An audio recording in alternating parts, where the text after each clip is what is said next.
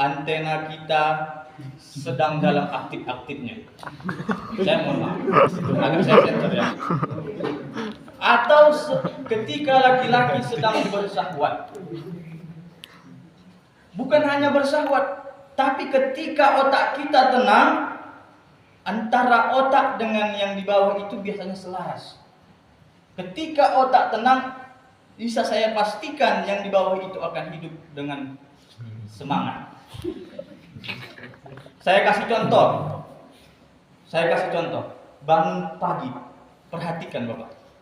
Kalau dia orang yang sehat, pasti dalam keadaan yang sehat, bugar dia. Nah, dalam keadaan itu tidak menutup kemungkinan mazi itu keluar.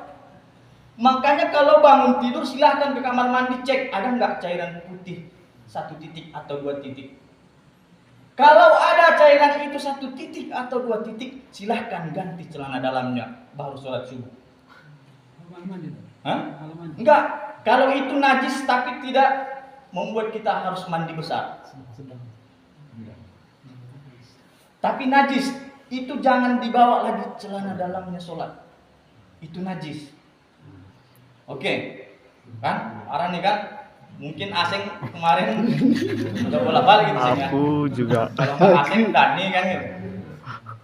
Mahmud ada Mahmud. Mahmud MB. Udah tahu bersiap atau enggak? Ya, pokoknya besok pagi pastikan. Itu aja pesan saya.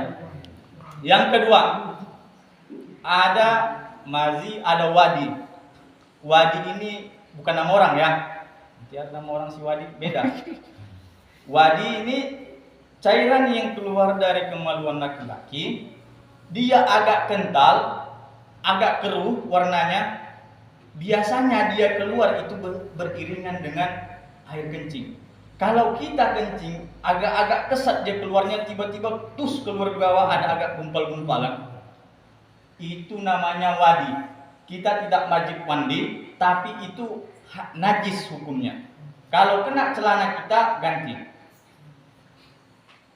Itu cara keluar yang pertama. Cara keluar yang kedua, ketika kita mungkin memikul sesuatu yang berat, dia itu bisa keluar dengan otomatis. Kalau kita memikul benda berat, itu bisa keluar secara otomatis. Dan keluarnya itu terasa. Tapi tidak dengan percikan. Ya, 2. Yang ketiga, ada mani. Ini bukan disensor, yang mani ini sebenarnya bahasa Arab. Sopannya sebenarnya itu. Cuman kalau di kita ini kadang orang kurang sopan. Itu sebenarnya dari bahasa Arab. Mani ini tidak najis hukumnya, tetapi ketika mani itu keluar, kita wajib mandi. Kita wajib mandi besar. Bagaimana warna mani itu? Keruh, putih, kental, keruh. Kalau dia keluar, cara membedakannya dia seperti tembakan dorsemir, memancar. Ya.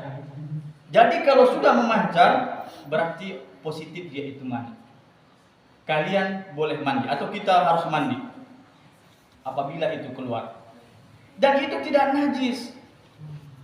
Aisyah pernah berkata, Aisyah berkata, tahukun mani min sawbi Rasulullah sallallahu alaihi wasallam wa yusalli fihi. Nah, jadi Nabi itu ketika ada mani, bercak mani di pakaiannya, dikikisnya atau dibersihkannya, baru dia sholat pakai itu. Itu menandakan dia itu tidak najis. Kalaulah mani itu najis, maka kita manusia ini hukumnya najis. Karena kita tercipta dari sana. Makanya dia itu tidak najis. Tapi mengeluarkannya kita harus mandi. Oke, selesai untuk laki-laki, paham? Untuk perempuan kita bahas sedikit aja. Perempuan yang keluar dari kemaluannya itu agak banyak. Yang pertama darah haid. Darah haid sudah positif najis. Yang kedua darah nifas. Itu pun najis. Dan wajib mandi. Yang ketiga darah wiladah. darah yang keluar ketika melahirkan. Begitu anak lahir, begitu dia berdarah, itulah namanya darah bulanan. Yang tiga ini wajib mandi dan ini hukumnya najis. Yang kedua, yang keempat ya. Yang keempat, dalam fikih ada istilahnya rutubatul farji atau keputihan. Wallahu a'lam. Di dalam kitab Al-Fiqh Syafi'i Al-Muyassir itu dijelaskan ada dua jenisnya. Yang pertama, keputihan ini biasanya keluar atau datang sebelum wanita itu haid.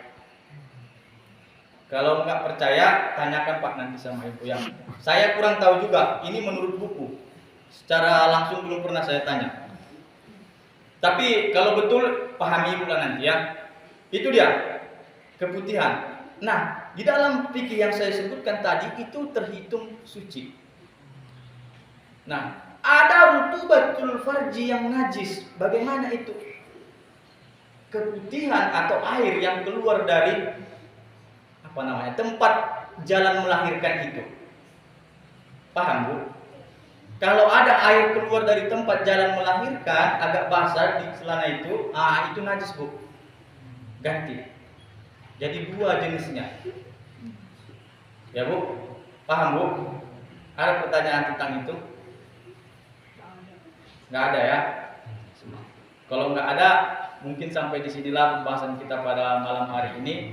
Saya mohon maaf kalau ada kata-kata yang salah atau berlebihan. Mau tidak mau saya harus menyampaikan itu. Begitu juga pernah Ummu Salamah datang kepada Rasul. Terus dia mengatakan, Innallaha la yastahyi bil haqq. Sesungguhnya Allah itu tidak pernah malu dalam hal kebenaran. Baru ditanyakan, apa itu maksudnya?